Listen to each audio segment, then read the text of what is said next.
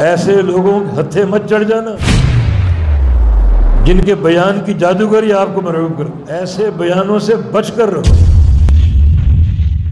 آج کل کچھ مجہول قسم کے داعی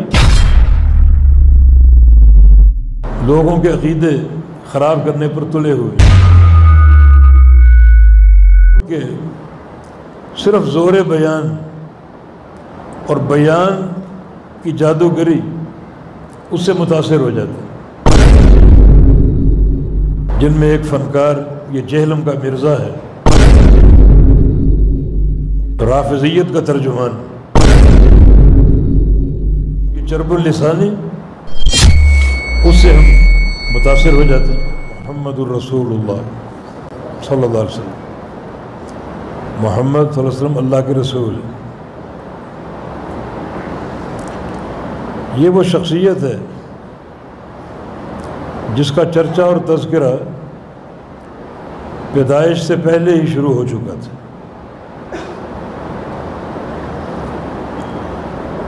صحیح بخاری میں حدیث ہے، رسول اللہ صلی اللہ علیہ وسلم کا فرمان ہے کہ انی اعرف حجرا بمکہ کان یسلم علی قبل ان ابعث۔ مکہ میں ایک پتھر ہے، مجھے معلوم ہے، بتاؤں گا نہیں، وہ مجھے نبی بننے سے پہلے سلام کہا کرتا تھا۔ جب بھی پاس سے گزرتا تو اس پتھر سے آواز آتی، السلام علیکہ یا محمد صلی اللہ علیہ وسلم۔ نبوت سے پہلے آپ کی یہ توصیف اور تفضیل شروع ہو چکی تھی۔ نبی علیہ السلام کی حدیث ہے، انا دعوت ابی ابراہیم وبشری عیسیٰ ورؤیا امی۔ میں اپنے باپ ابراہیم علیہ السلام کی دعا ہوں۔ یہ بھی آپ کا تذکرہ پیدائش سے پہلے، جب خانہ کعبہ تعمیر کیا ابراہیم اور اسماعیل علیہ السلام نے،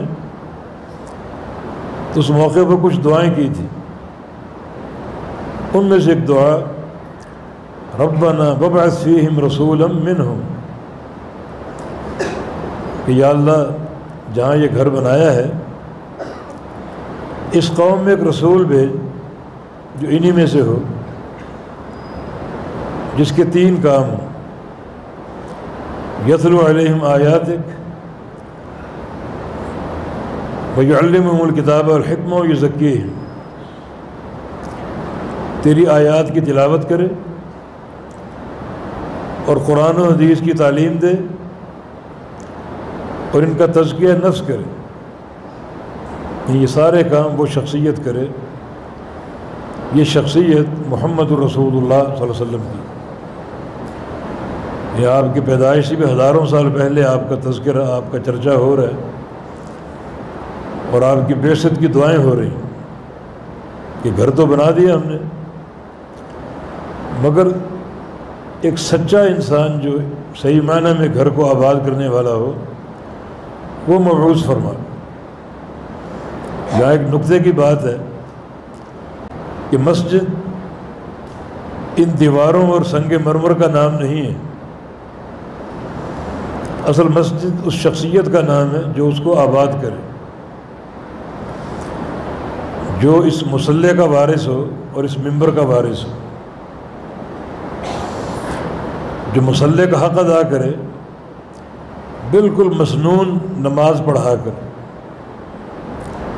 اور منبر کا حق ادا کرے توحید و سنت بیان کر کے لوگوں کی تربیت کرے، ان کی اصلاح کرے۔ تو اصل مسجد اس شخصیت کا نام، باقی یہ چیزیں، دیواریں ہیں، چھت ہے، یہ خوبصورتی، یہ سنگ مرمر، یہ مسجد کا ایک مقام یا اس کی عمارت کا تعین ہے۔ جس کی مسجد کو ضرورت ہے، ایک ایسا گھر ہو جو لوگوں کو بارش سے بچائے، گرمی میں دھوپ سے بچائے،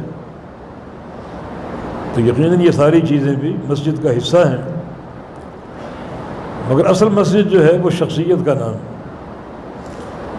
جس کو آپ نے امام اور خطیب مقرر کرنا ہے، جس نے لوگوں کی اصلاح کرنی۔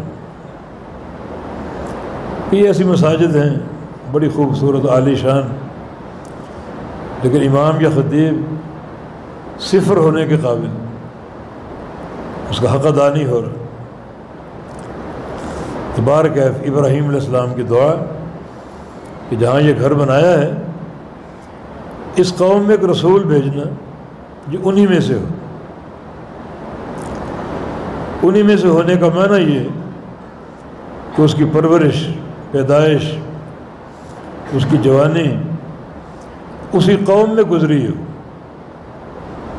اور قوم جانتی ہو اس کا بچپن بھی، اس کی جوانی بھی، اس کا سفر بھی، اس کا حضر بھی، اور کسی کو اس شخصیت کے کردار پر انگلی اٹھانے کی جرت نہ ہو۔ یہ اس دعا کا مقصد انہی میں سے ہو، لوگ جانتے ہوں۔ تو آپ بھی ایسے داعی پر اعتماد کریں جو آپ میں سے ہو،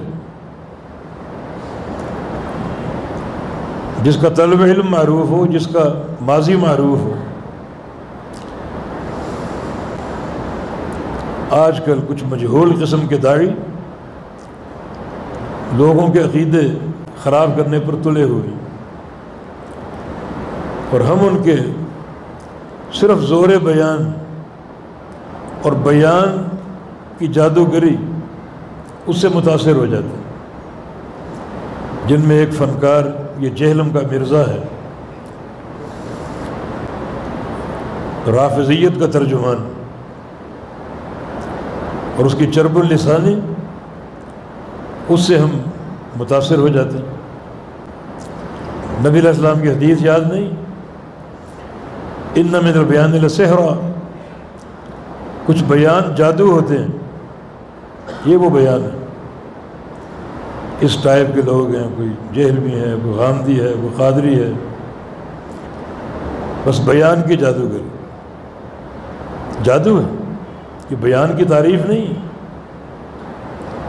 جادو کفر، کفر سے تعریف نہیں ہوتی، وہ بھی ایک نبی کرے، ان خصائل کفر سے کسی چیز کی تعریف نبی کرے، ممکن نہیں۔ جادو سیکھنا بھی کفر ہے، سکھانا بھی کفر ہے، کرنا بھی کفر ہے، کروانا بھی کفر ہے۔ جادو اگر ہو جائے تو اس کو جادو سے ختم کروانا اور توڑوانا بھی کفر ہے، سب کفر ہے۔ تو اعمال کفر سے اللہ کا نبی کسی شے کی تعریف کیسے کر سکتا ہے کہ بعض بیان جادو ہوتے ہیں؟ یہ ایک خبر ہمیں دی جا رہی ہے، ایسے بیانوں سے بچ کر رہو، ہمیں ڈرایا جا رہا ہے۔ بعض خبریں خبر کے جملے کے طور پر ہوتی ہیں، مگر اس میں ایک ڈر کا اور خوف کا پہلو ہوتا ہے، جن میں یہ بھی ایک خبر ہے۔ کچھ بیان جادو ہوتے ہیں، آنکھیں کھلی رکھنا، جو علماء ربانیین ان سے رابطہ رکھنا تاکہ اس قسم کی فتنوں کی نشاندہی کرتے رہیں اور آپ کے عقیدے کو اور ایمان کو بچاتے رہیں۔ جیسے نبی علیہ السلام کی حدیث، میری امت میں 73 فرقے ہوں گے، سارے جہنم میں سوائے ایک، یہ خبر ہے۔ مگر اس خبر کے ضمن میں ایک ہولناک تباہی چھپی ہوئی، ایک بڑی کربناک حقیقت، 73 فرقے اور سارے جہنمی۔ ہمیں ڈرایا جا رہا ہے، سمجھایا جا رہا ہے، صرف ایک جنتی ہے، اور وہ کون؟ جو اس چیز پر قائم ہو جس پر میں اور میرے صحابہ ہیں۔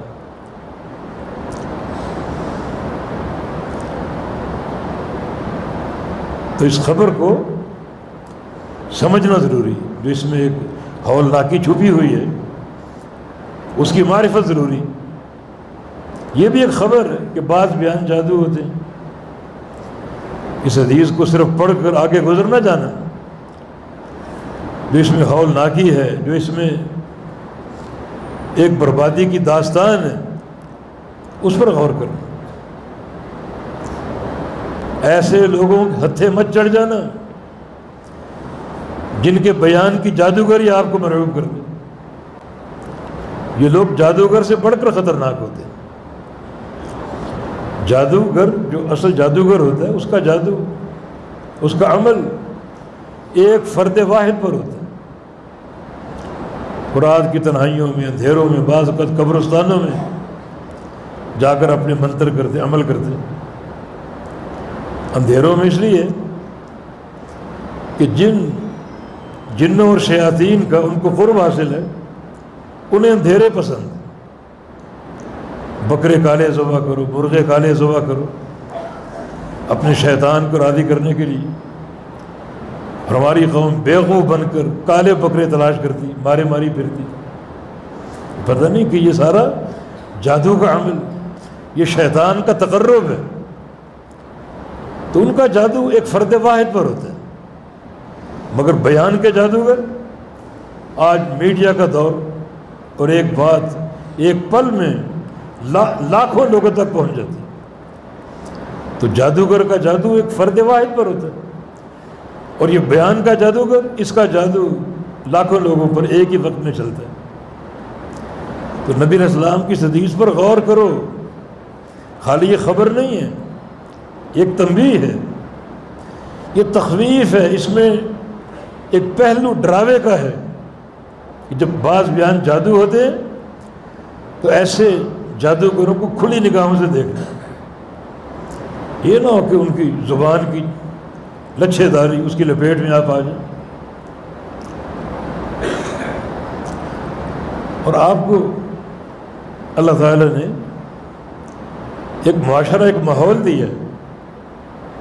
ہمارے ماں باپ، ہمارے باپ دادا کن علماء کی صحبت میں بیٹھتے تھے؟ ہمارے علماء جن کی سند معروف ہے، جن کی تحصیل معروف ہے، جن کے مشائخ معروف ہیں، جن کے درسگاہ معروف ہیں، امن ہی امن ہے، سکون ہی سکون، سلامتی سلامتی۔ اور ہم تماشبین لوگ کہ چلو فلاں کو بھی سنتے ہیں، کیا باتیں ہو رہی ہیں۔ میری بات یاد رکھو، کسی مجہول داعی کو سننا ناجائز ہے اگر پتہ نہ ہو آپ کو اس کا شیخ کون ہے، اس کی سند کیا ہے، اس کی تحصیل کیا ہے۔ مجہول، فرد مجہول کو سننا جائز نہیں۔ جیل میں کہاں سے تیار ہوا، کہاں سے اٹھ کر آیا، ایک کمرے میں بیٹھا ہوا ہے اور اپنا جادوگری کا عمل کر رہا ہے، سننا جائز نہیں۔ کیوں؟